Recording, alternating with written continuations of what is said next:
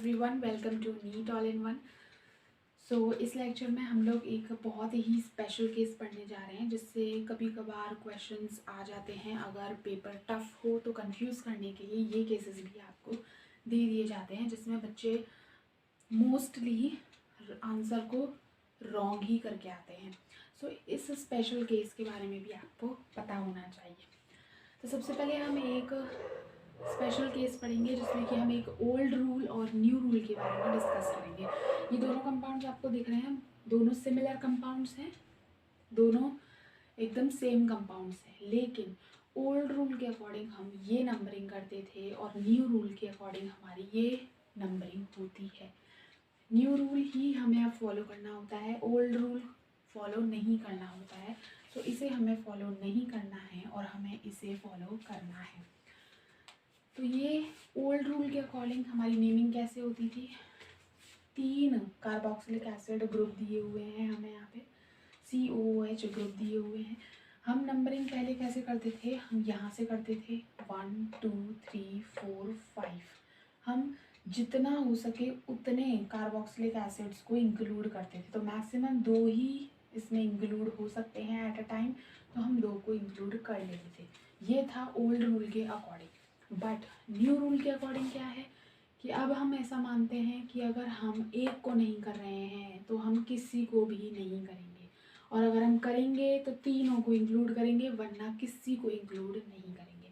तो हम तीनों को इंक्लूड कर नहीं सकते, तो हम न्यू रूल के अकॉर्डिंग किसी को भी इंक्लूड नहीं करते हैं। तो हमारे पास 3 कार्बन चेन की चेन आ जाती है, 3 कार्बन की चेन आ जाती है। ओल्ड रूल के अकॉर्डिंग हमारे पास 5 कार्बन की चेन थी, न्यू रूल के अकॉर्डिंग हमारे पास सिर्फ 3 कार्बन की ही चेन है।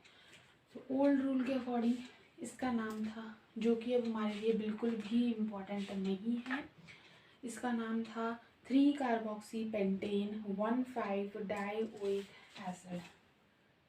3 कार्बोक्सी पेंटेन। 3 कार्बोक्सी क्यों बोला? क्योंकि थर्ड पोजीशन पे ये वाला COOH ग्रुप जो है वो एक्ट एज सब्स्टिट्यूएंट, और ये दोनों मेन फंक्शनल ग्रुप, क्योंकि इनके कार्बन इंक्लूडेड हैं। सो 3 पोजीशन पे हमारा substituent that is carboxy. Then we have word root pent and ane, कोई भी डबल बॉन्ड या ट्रिपल बॉन्ड नहीं है। Then we write 1,5 dioic acid, 1,5 dioic acid, 1,5 dioic acid. Dioic acid मतलब हमारे पास 2 मेन फंक्शनल ग्रुप हैं और वो भी 1 और 5 पोजीशन पे। So we write 1,5 dioic acid. तो अब हमें इसका तो कोई यूज़ नहीं है। अब हम न्यू रूल फॉलो करते हैं, हमें IUPAC नेमिंग न्यू रूल के अकॉर्डिंग देनी है। अगर न्यू रूल के अकॉर्डिंग इसका नाम होता है propane 1,2,3 try carboxylic acid. Propane 1,2,3 try carboxylic acid. ये नाम क्यों दिया? क्योंकि इसमें कोई सब्स्टिट्यूएंट नहीं है। सो सब्स्टिट्यूएंट में प्रीफिक्स कुछ भी नहीं आएगा। सो डायरेक्ट वर्ड रूट से स्टार्ट करेंगे। 3 कार्बन की चेन है, so we use prop. Then ane, कोई भी डबल बॉन्ड या ट्रिपल बॉन्ड नहीं है।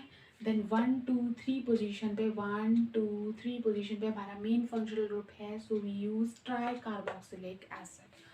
अगर आपको एग्जाम में ये कंपाउंड गिवन हो और दोनों ही नाम दिए हुए हों ऑप्शन में, तो हमें न्यू रूल के अकॉर्डिंग अपना ऑप्शन टिक करना है, हमें यही वाला नाम टिक करना है, क्योंकि अब हम न्यू रूल को फॉलो करते हैं, ना कि ओल्ड रूल को। अभी एक और केस आता है हमारे पास, इसमें आप देख सकते हो कि हमारे पास 6 कार्बन की चेन बनी है।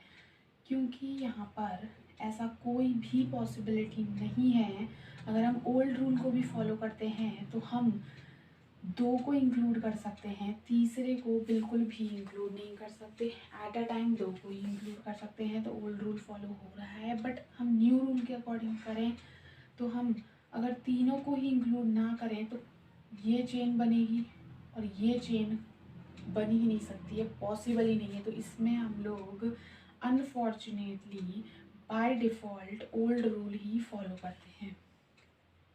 By default old rule is followed.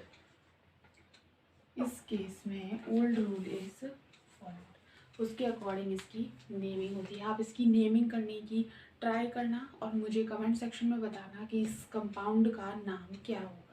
So that was all about today's lecture. I hope you like this video and its content. Thank you so much for watching.